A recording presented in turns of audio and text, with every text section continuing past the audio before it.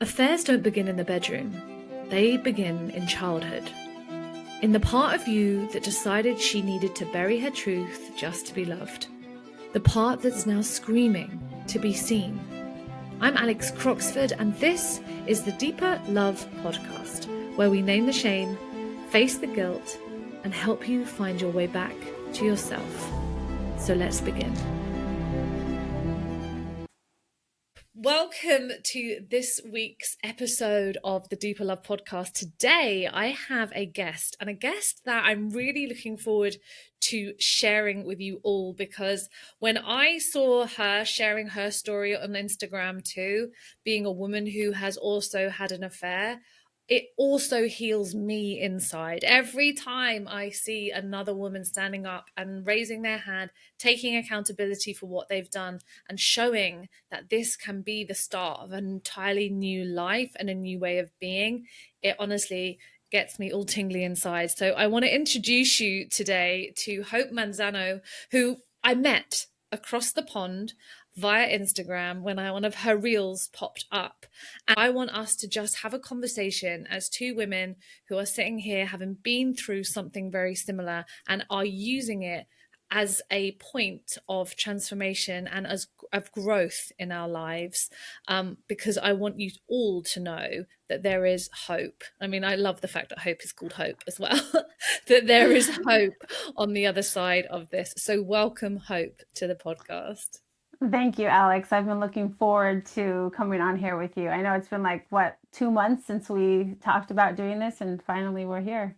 Yes, I know. And I would love for us to start. Maybe you can just share a little bit about your story. Like, where did this all begin for you? Because I think that is what I know that I would have done back in the day. I would have wanted to hear other women's stories of how they got to having an affair, what they've learned from it, and where they are now. So just start and we will see where the conversation goes. Okay, so my affair started in the middle of 2024. So over a year ago, almost 2 years ago now. And it went on for, well, let's go further back than that. So I had been married for about 6 years at that point, and my marriage was, my ex-husband is an amazing man. I just want to preface this with this because I never want to make him look like the bad guy, because he wasn't in any way. But him and I together, we had a lot of areas of disconnect.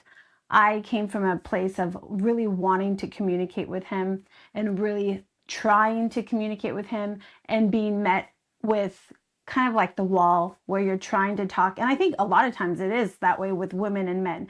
The woman wants to communicate, and the man, whether it's because they don't have the skills to do so, or they're not interested, or just too much for them, it's kind of like you reach this point where you're just talking to a wall. And I had been going on with that for a couple years. That our problems in my marriage started in the very beginning of the marriage, really.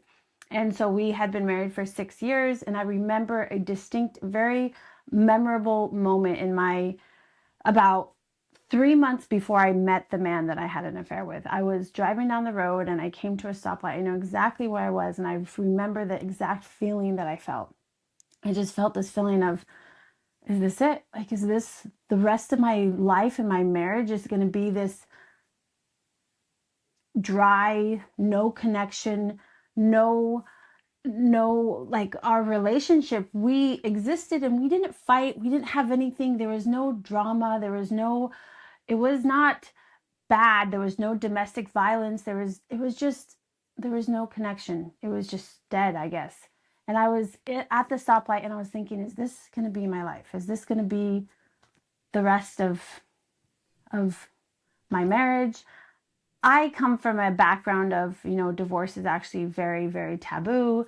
You do not get a divorce unless is something very extreme, like domestic violence or some kind of abuse. And for me, him and I had kind of discussed it a little bit, possibly getting divorced, because he wasn't extremely happy either.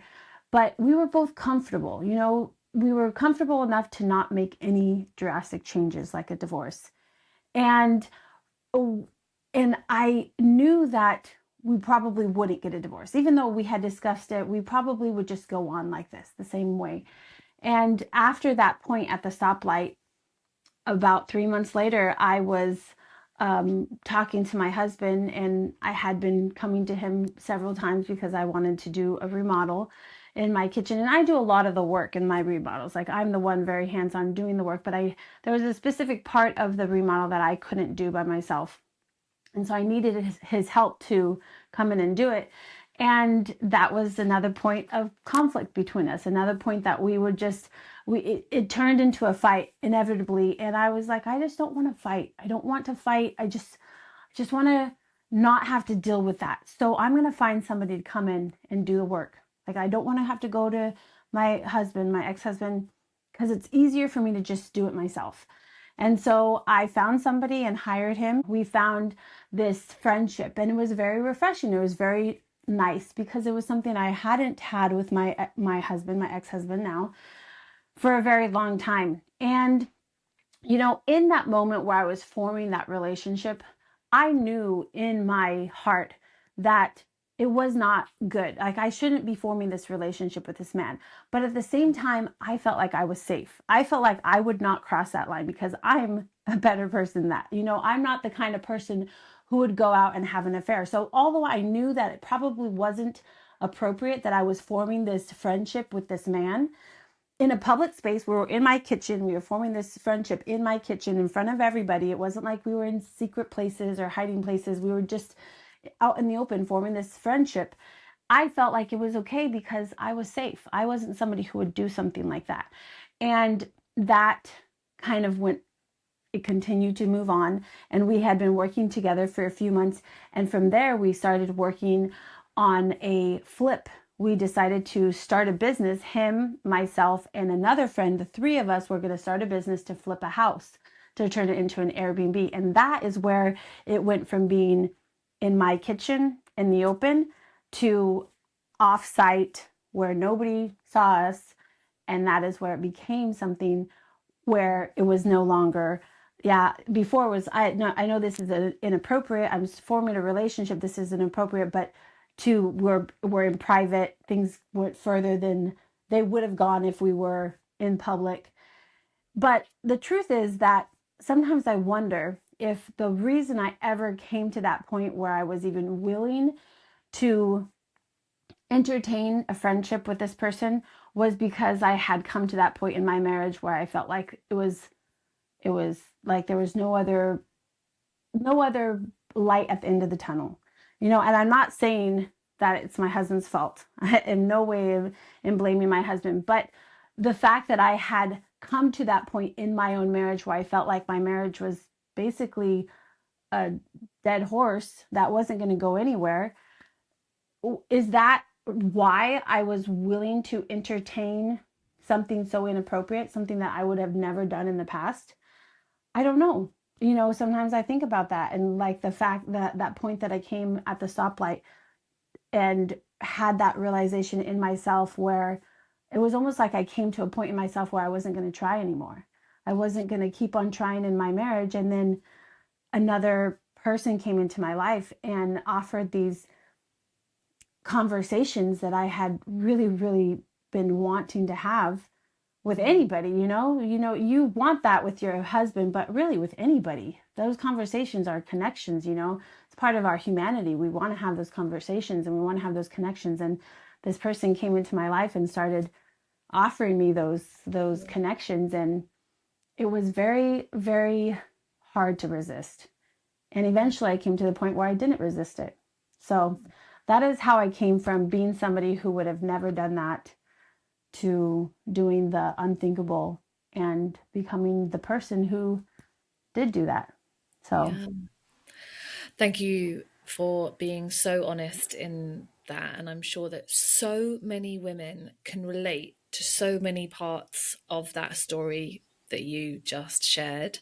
And I think especially that part of believing I'm not the kind of person that's going to do this. So I'm safe.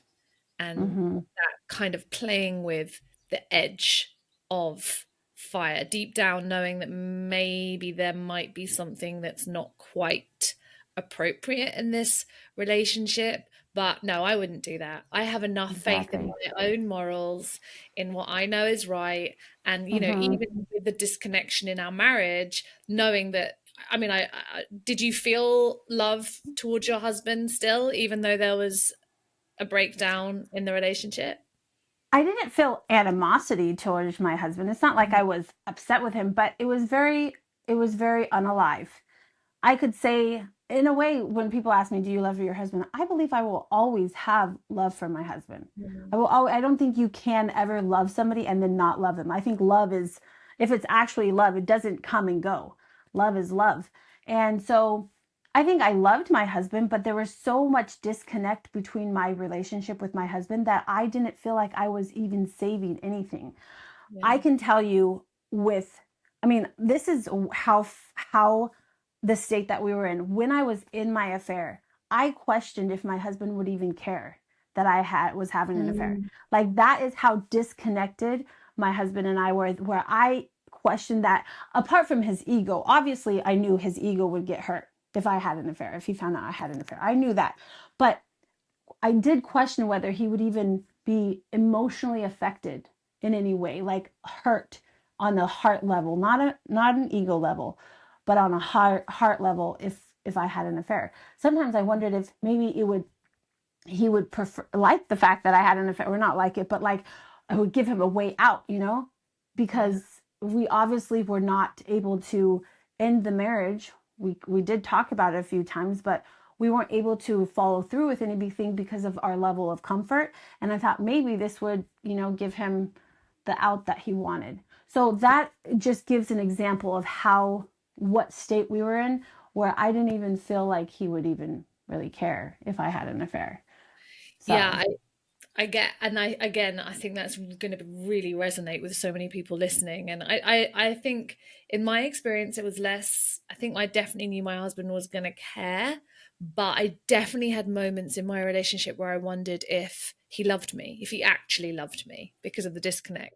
I agree with you. There is absolutely a level of comfort that comes from being married with someone and knowing, but I think it would be interesting to just explore that a little bit more. Like, what else was it? Why didn't you just leave, Hope? I can tell you why I didn't leave. I didn't leave because I was so afraid of what people would think about me. I can Mm. tell you this is a pattern in my life that I have had since I was a little girl, that I operate my life based on me making these preconceived notions of what people are going to think. It's like I'm going at a million miles an hour before I make an action. What are they going to think? How is this going to affect them? It's like everything that I'm doing is with this operation, trying to figure out how people are going to respond to what I'm doing. And me leaving my husband was no exception to that. So I not only come from a Christian background where divorce is not acceptable, but also my husband was not a bad guy. He there was no domestic violence. He is loved. My ex-husband is loved by my family.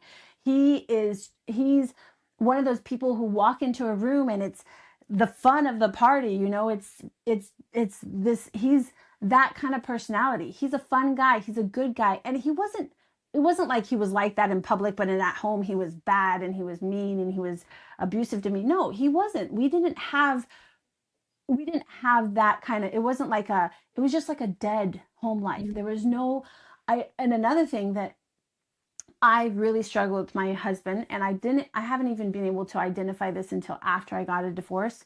The disconnect there was I was not emotionally safe with my husband. If I was like the person who managed the emotions in our family, in our marriage, if I was hurt, I went to my husband, it would turn back on me. It was always my fault. Somehow it got flipped around on me, and I was always the one who held the fault in whatever was going on. So that is an example of not being emotionally safe with your husband, where you cannot bring your emotions to him because somehow it ends up being your fault. And that is how it was for me.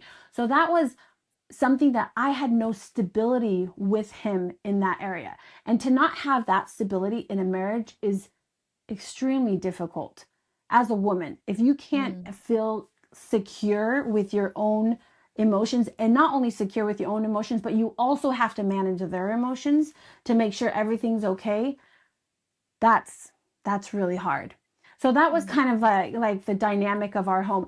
With my husband being so loved by everybody, if I were to leave him, I was the bad guy. I was the one who did something terrible, because from the outside we had a great marriage. We were a great couple, but on the inside it was just eroded from the inside, and nobody could see that from the outside. So if I were to leave, I would just be the bad guy. And, one of the things that I can remember before I ever had an affair, I remember hoping that my husband would have an affair. I remember hoping that I would catch him in something that would give me a solid enough reason for me to leave and show to my family, see, this is why I did it. I have some good evidence. I have some good reason to leave, because I Mm. didn't have any good reason. So if I were to leave, I would be the bad guy and I would look bad. And I could not handle being the bad guy. I could not handle people looking at me as the person who destroyed a family. And that's why I didn't leave. Yeah. Wow. And I mean, there's so many things I want to say about this. So it's really interesting, isn't it? So it was almost like this situation where you couldn't leave because, well, you felt like you couldn't leave. Of course, we can always leave, right? It's Yeah. just these Mm-hmm. stories or these parts of us that stop us. That was stopping you leaving was the fear of your family's judgment or your Christian upbringing, conditioning around divorce and whether or not you Mm-hmm. can, how acceptable divorce is, and also the being the bad guy from the outside, as you said, like people viewing you as the person. And I also wanted to say that this was my experience too, and so many of my clients, that from the outside the marriage looks great, like everything seems to be great, everything seems almost perfect from the Uh-huh. outside, and yet on the inside there is this kind of barren existence or this disconnection. And there are so many reasons why people don't leave marriage, is tons. And that, it doesn't excuse the fact that, cheating is not excusable just because we couldn't leave the marriage, right? Like, Yeah. it is not about not taking accountability and saying, well, I couldn't leave, so I cheated. Mm-hmm. I think it happens a lot, but it doesn't justify it. But I do think that this idea that we all just know how bad our relationship is and we all just avoided having that conversation so that we, didn't, I don't know what, that we could get away with it. I'm not sure. I don't know what people think, but, you know, I don't really, I'm sure you agree with me, but again, I wish a million times over that I had been able to leave before I did that. Mm-hmm. A million times over that I didn't have to cause that pain to him, to myself, to our friendship group. That destruction, that that pain on top of the grief of the ending of a marriage is beyond, right? Exactly. Beyond. Exactly.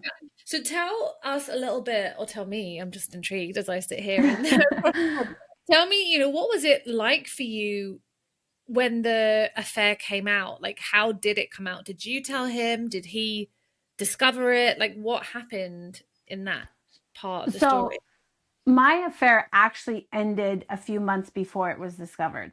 Mhm. And the way that it was discovered was a careless thing that I did. I was very careful. I mean, if you are having an affair, you have to have a level of deceit and lying that you are maintaining. I mean, people always come at me and like, "Oh, you were deceiving." Yeah, I was. That's what an affair is. I was deceiving and I did lie and I did do that. That's exactly what an affair is. It is a series of lies that you continue to perpetuate.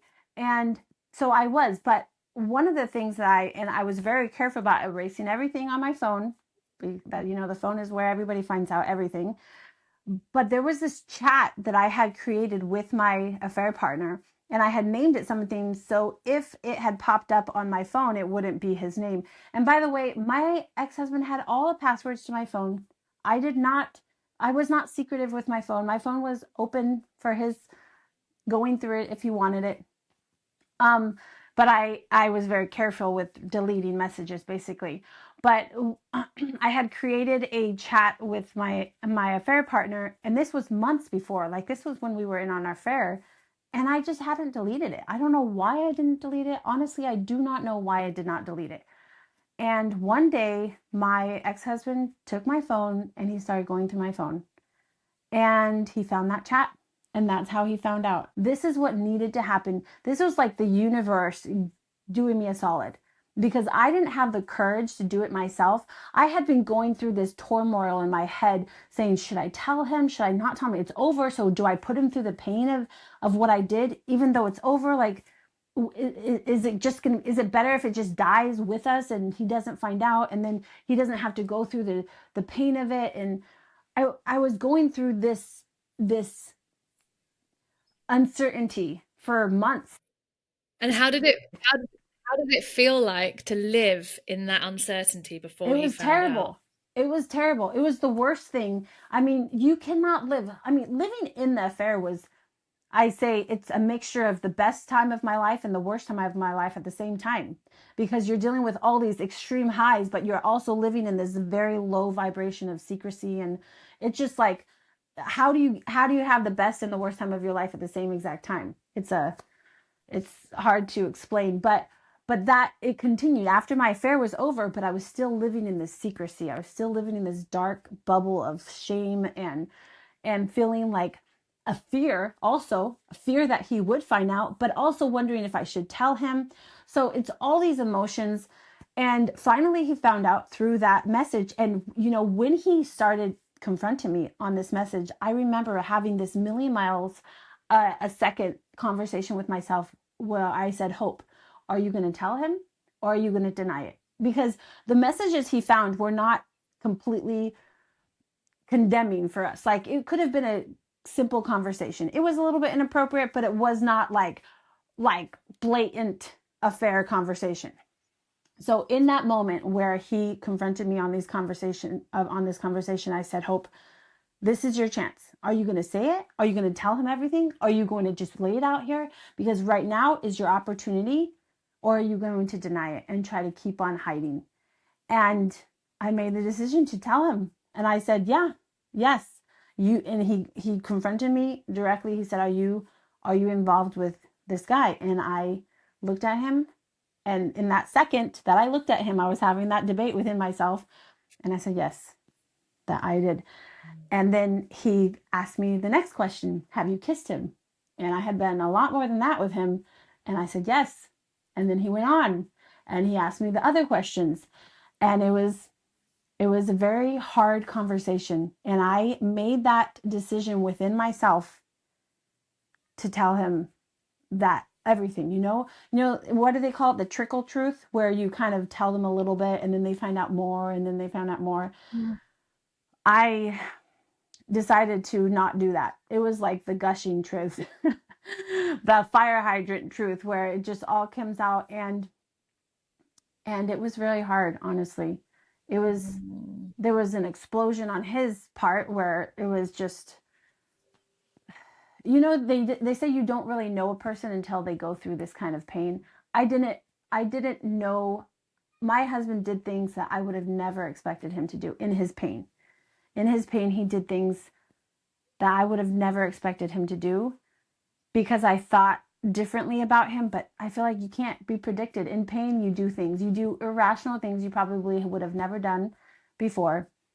And so, yeah, I went through it was a couple weeks of very, very difficult, a very difficult time between and as soon as my husband found out, I was like, I'm not going to let everybody else find out from him. They're going to find out from me. So then I started telling him everybody else, because I wanted to make sure that that this was something that was known. It was not something I'm hiding anymore. It is. I told the people who are important, like my sisters. I told my mom. I told my friends who were close to me. I just told everybody. I wanted it all to be out. I just wanted it. They say you just open it all up and you let it all fall to the ground and see where it lands. And that's basically what I did. I let it all out. I told everybody. I even told my son, who's 14. That was probably the hardest conversation that I had with anybody. He's not my ex-husband's father. I mean, he's not my ex-husband's son, but he does see him as a father. And that was the hardest conversation I had. But literally, I just let it all out. And that was probably the best decision that I could have made, because it was so hard, but it allowed me to, I wasn't holding anything in anymore. I wasn't hiding anything. And when people wanted to confront me, all I had to say was, yeah, I did it. You know, what else can I say? There's nothing else for me to say. I did that. And it was extremely freeing and painful at the same time. Yeah. That is such a brave, brave thing to do, to just be like, you know what, I've done this and I'm going to get around, because I've definitely heard stories from so many other people where they still haven't told anybody in their circles. And, you know, that was my experience to a degree too. And it's so brave to just say it out loud to everybody, this is what I've done, and I'm not going to let this story come out any other way except from me, and I'm just going to see what happens. And I really want to commend you for that, to be honest with you. And I think telling your son as well, like how did he take it? Like how did that go? If you don't mind sharing, of course. Yeah, that was the hardest conversation that I had. And I told him probably like 3 days after it came out, because I was so nervous. How do you tell your son that you did this thing, you know? How do you Mm. confess such a damning thing about yourself to your son, who looks at you and looks up to you?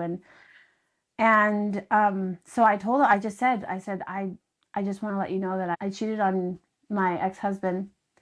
And he looked at me and he said, Mom, I would have never thought you would do something like that. Mm. Oh my gosh. That was the hardest response that he could have said to me. And I thought, that was really hard. That was, I mean, of all the responses that I got, of all the everything, that was the hardest of everything.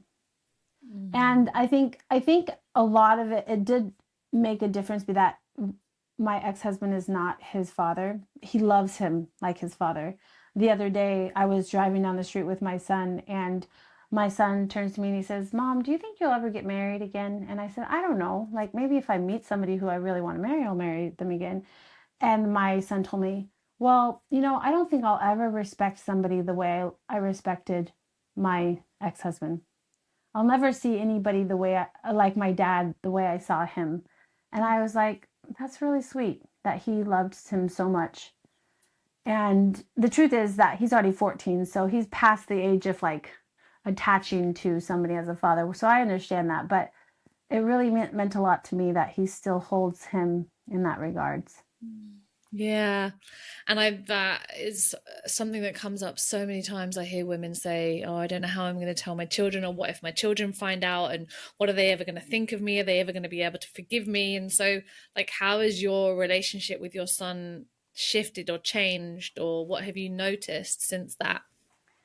I think one of the reasons that I decided to be so open, not only with my son, but with everybody else, is because I knew that if I'm not open, then any relationship that I have, I'm going to be in fear of them finding out. And then changing what we have. And so I felt like if I tell him right now, he doesn't find out from somebody else, because this is something that he could easily find out from somebody else, because we're in a small town and it can get around, and then he hears it from somebody else. He can easily find out from somebody else. If I don't tell him, maybe I can try to save myself a little bit of pain for a moment, but it's going to turn into something I cannot control if it comes out in a different way.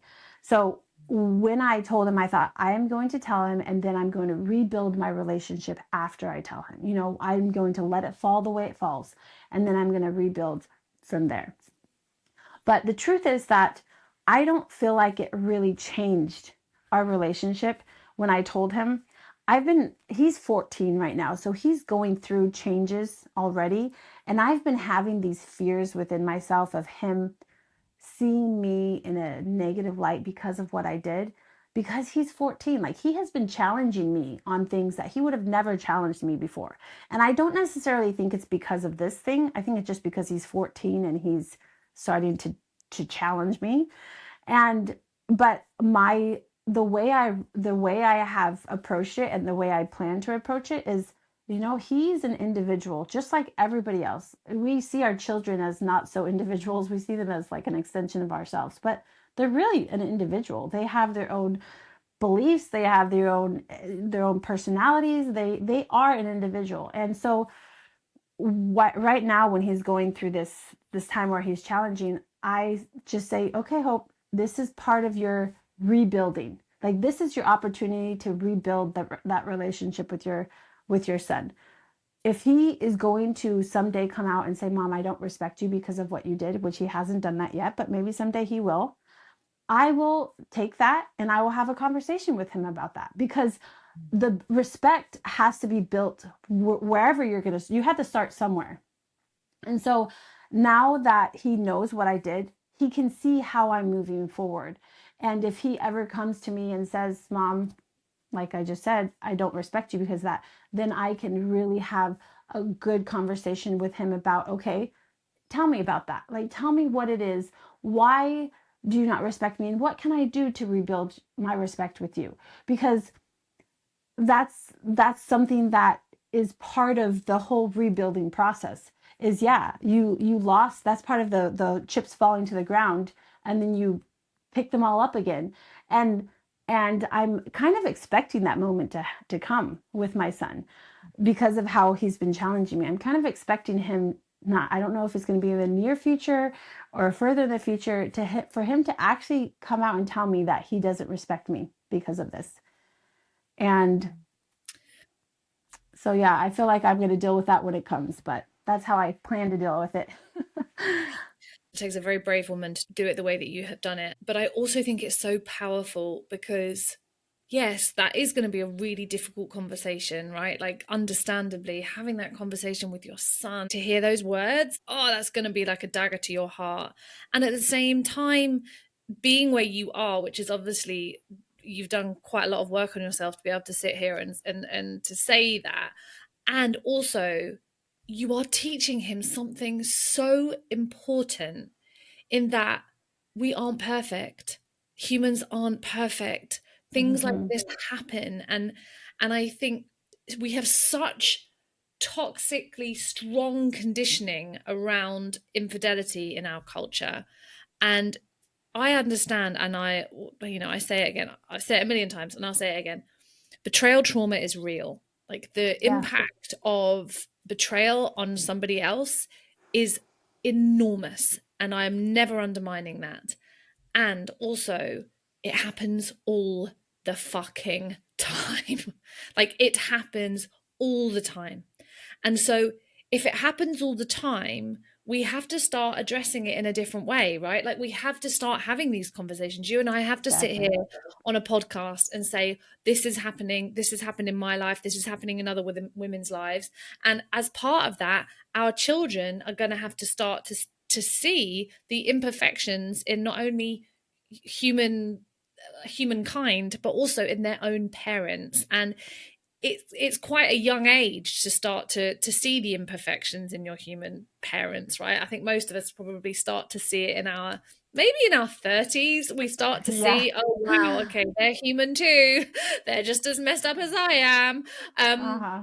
But I don't think that, I don't think it's necessarily as terrible or as destructive as many people are afraid of it being.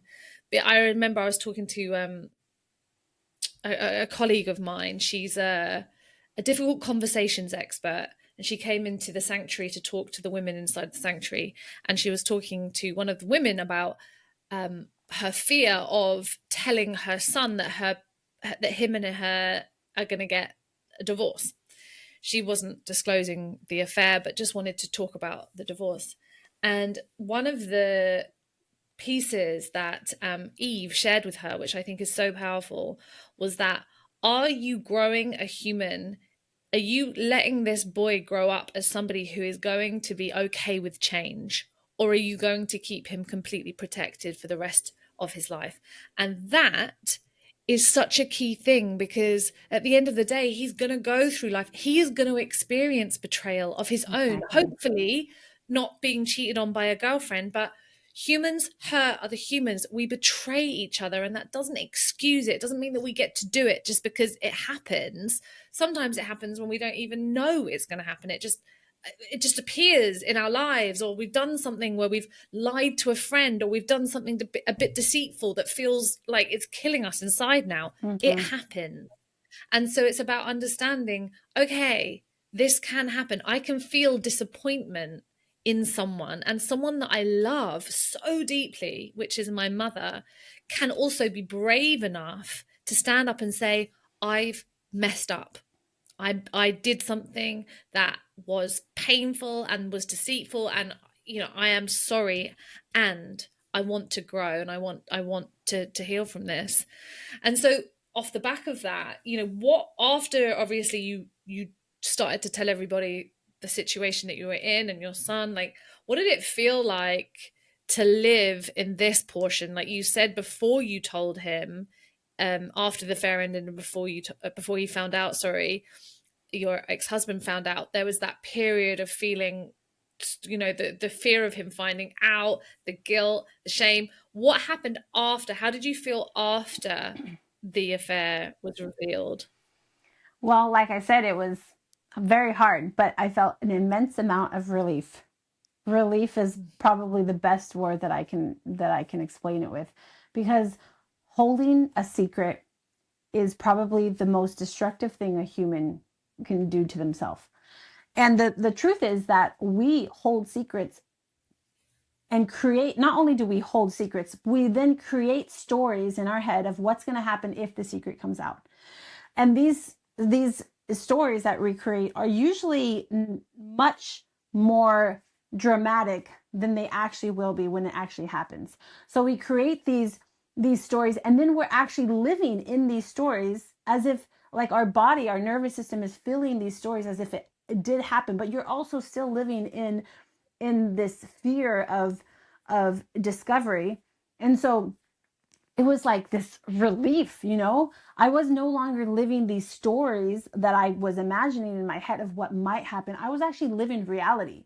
I was dealing with the actual things that were coming, and I was actually given the opportunity to sort through those realities, because in your stories you don't have the opportunity to sort through it. You're just living in the fear of it and the what might happen. You don't actually get to deal with it. But when it actually comes out, you're actually given the opportunity to actually walk through and make the repairs and do the changes and have the actual conversations.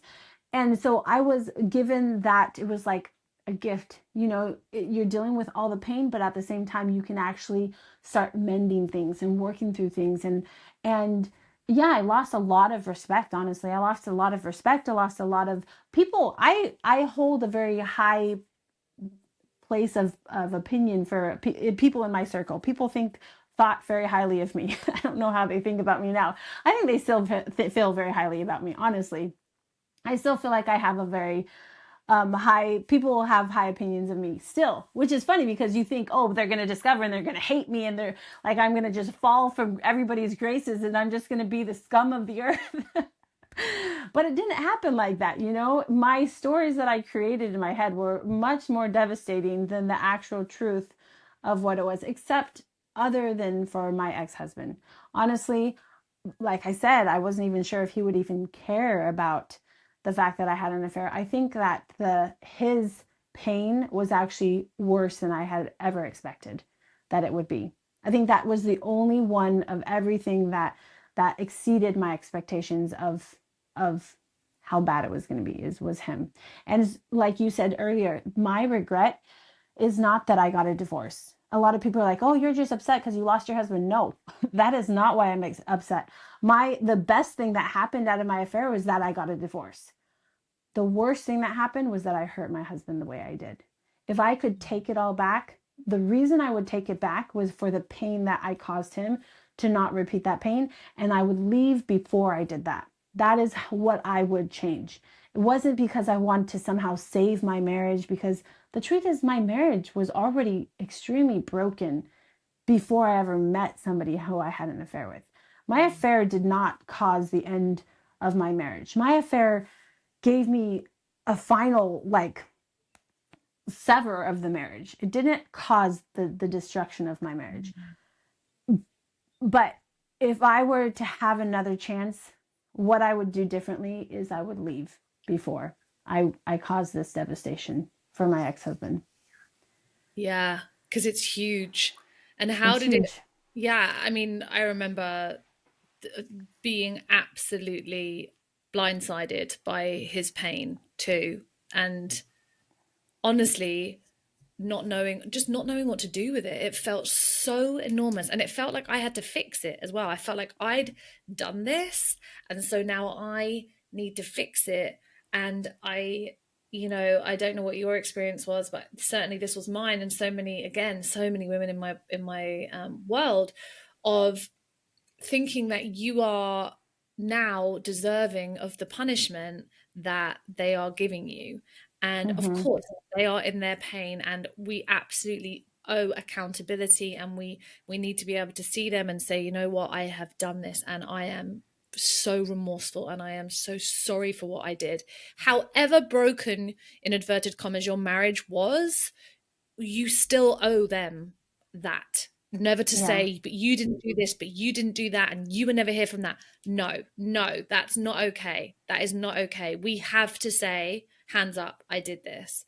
And Mm-hmm. yet, I think the mistake that so many of us make in that next chapter is we're mistaking taking accountability. Sorry, we're mistaking punishment for taking accountability, and sitting there answering questions, detailed questions about things that we actually don't owe them the answer to. And I think that is one of the biggest um, experiences that I had, was obviously in his pain. He wanted to know all of the details, every single final detail.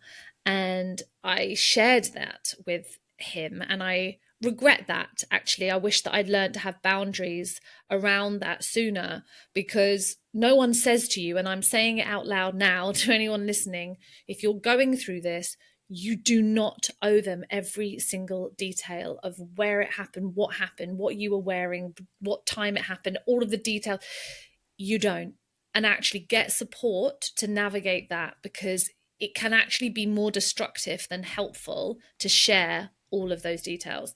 The other thing I will say is, you don't need to sit there and take their rage for 4 hours. You don't need to be shouted at, and in some cases I hear name calling, abuse, people having demands made of them, people having their phones tracked, their cars tracked. You don't owe your husband that. That's punishment. That isn't taking accountability. So I don't know whether your experience was similar to that in any way, Hope, after the reveal. Well, what you just said is exactly the same sentiment I had. He wanted every single little bit of detail, and I told him the Yeah. details because he asked me for the details, and that is my biggest regret. Not because I don't want him to know, but because that hurt him more than I think was necessary. I don't think he needed those details, like specific locations. Now, if he drives by those locations, guess what he's thinking about? He didn't need to have that. That is not information that was pertinent for him to have in order to have the full reveal of what happened.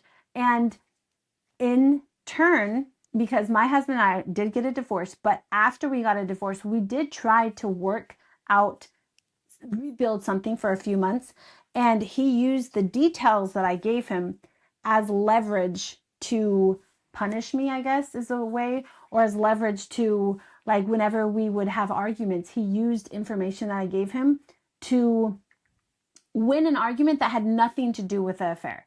Like, just throwing in details, throwing in like jabs to leave me powerless in any conversation we were having. And really, it did leave me powerless. I'm like, how do I argue now? He just threw it back in my face what I did to him, which was awful. I did do that to him. But now I feel completely powerless to have to argue my side that had nothing to do with the affair. Like, for instance, one of the last arguments we had was I was working in the yard, and I really needed his help with something because I'm the one who works in the yard mainly. But it had just rained and we were pulling out all this grass, and I needed his help because it's like a window of opportunity. After it dries, the grass becomes, you cannot pull it out. So I needed his help that day, and he came out and he helped me for 10 minutes, and then he went back and started watching TV. And I was really frustrated with him because I'm like, I've been working literally from the morning on this. It's almost nighttime, and he hasn't done anything today, and all I want is for him to help me with this grass, to pull out this grass. And so I go in there and I start talking to him about this, and he's like, well, I'm sorry, I'm not the person I had an affair with. And I'm like, what do I say now? Yeah. Where do I go from here? Because that had nothing to do with the fact that this other person, but because he brought that into it, I'm now powerless in my request of his help for me, with me. Yeah. So that is an example of how our arguments went when we were trying to work things out. And he also used a lot of like, oh, I don't know if I can do this anymore because of what happened. And for a while, I had decided that I was going to give him 100%. I was going to do everything to be the wife, like the wife that he wanted, or whatever I had been doing wrong in the past, I was going to fix it. So whatever happened, it wasn't going to be, if we didn't work out, it wasn't going to be my fault, other than the fact that I had already cheated on him, which is a big deal. But as far as him and I went, I was going to do everything. I was going to make him, like, anticipate when he was going to be hungry and make him meals. And I was going to start making tortillas, which was a huge thing for me. Like, when we got married, I told him I'm not going to make tortillas. He's Mexican, so that's a big deal. And I was like, I'm not going to make tortillas. Well, I decided I was going to start making tortillas, and I make some bomb tortillas, by the way. And so I started making tortillas and doing things, like little things that I probably should have done a long time ago. And I left businesses for him. I left the Airbnb, the flipping business. I left that, which was hard for me because that was my baby. Like, I had started that business. It was really hard for me, but I left that business. I left some investments that I needed, that I had made during that time of the affair, that were associated with my affair partner. So I couldn't have, I left some friendships. I'm giving 100%. Like, I'm going to swallow my pride, because a lot of the fact that I didn't want to work it out with him in the beginning had to do with my own pride. And I'm going to swallow my pride, and I'm going to give it 100% and try to work things out with him. And and, and every couple weeks he would say, I don't know if I can do this. I don't know if I can do this. And before, I would say, you know what? I just want you to know that I'm 100%. I'm here. Like, I understand you're having a hard day, but I'm here, and I'm willing to do whatever it takes. And it wasn't, because the hard part was that knowing that I had no interest to go back to the marriage we had. If we were going to work something out, we had to work something out new. Like, it had to be a new relationship, because whatever we had in the past was not something I want to return to, which meant we both had to do the work. It wasn't just me trying to make amends and to fix the broken person I am, so that he could be a happier husband. We both had to make changes if we wanted to have a marriage that was going to work. And so every couple of weeks he would bring it back up, and that became very, very emotionally, like, hard for me, because I knew whenever we were going to get in an argument, that was going to come back up.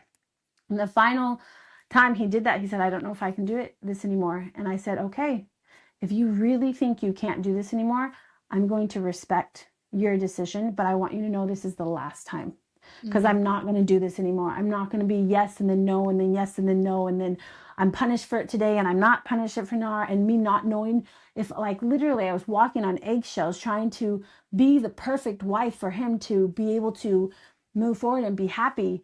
And I said, I understand this pain that I put you through. I know that this is painful, and I understand if you can't do it, if you can't move forward and, like, let this go so that we can actually move forward into a new marriage, because what we had in the past is not working for either of us, then I'm going to respect that, and we're going to move forward, and we are going to leave it here, and we're not going to touch it again, because I cannot keep on going back and forth.